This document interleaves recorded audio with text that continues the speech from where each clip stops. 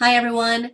So last time I talked about NSS salons and some of their malpractices, and I also talked about what it takes to or what to look for in a clean salon or to look for that salon that is not clean. Now, today I will talk about MMA. Now that's related to the NSS salon practices and it's something that we should not find in a decent salon. Now, first of all, what is MMA? MMA for that's a short form for methyl methacrylate.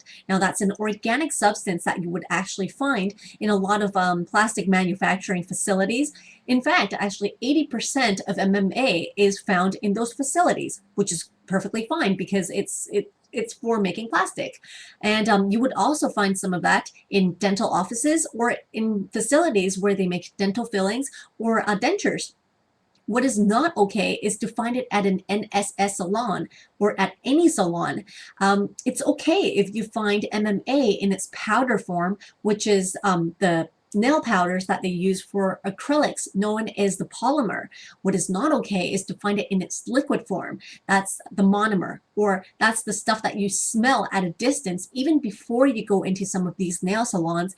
That's the one that gives off that really pungent odor. That's the stuff. And with the ones with MMA in it, it just smells even worse. Now that's the ones that we're going to talk about today. Now, let's talk about what it can do to your nails first of all. Okay, well, there has been a number of MMA related complaints ranging from say skin allergies to permanent loss of the nail plate. Now that sounds pretty scary. How can you actually lose your whole nail? Well, we'll get into that. Okay, you can actually experience nail soreness and infections that can happen due to the breaks that are caused by the acrylic that is way too hard and it's bonding on way too strong onto your natural nails. Now see, the MMA acrylic bond is so strong to the soft tissue that even with slight trauma, for example, if you bang your nails onto something else, if you actually hit it with something, if your fingers got squeezed or squished, whatever, minor accidents that usually wouldn't cause any problems. Now, if your acrylic monomer actually contains MMA, it would actually cause the nail to break or sever or to lift with that entire nail bed. That whole thing will just break with the fake nail itself. Now this can cause some really, really serious nail breaks. So if you look at my nails today, let's see if you can get a better look here. So these ones are gel nails, and see how with the nail art, oh, let's see if it can focus a little bit more. Okay, there it is. So see how there's this part that's missing, but the bottom part is still there. Okay, so really my nail actually stayed intact. That's my nail underneath. However, it's the gel on top that actually fell off. It chipped right off. It just flew off. See it right there? But my nail is perfectly fine. So what happens is that I was doing some pretty crazy housework. So I was lifting boxes.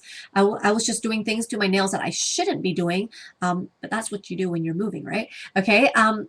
So instead of when I flipped my nails, instead of the whole thing breaking with my real nail underneath, just the gel popped off, which is completely fine. It wasn't painful or anything, and I didn't break my natural nail. It didn't break along with it. But as I said, if the nail is too hard or if the bond is way too strong, you would expect the whole thing to actually act as one. It would crack, it would break, it would just come off in some severe cases as one thing. So you can imagine. So it's not really that good of a thing to have something so hard onto your natural nails.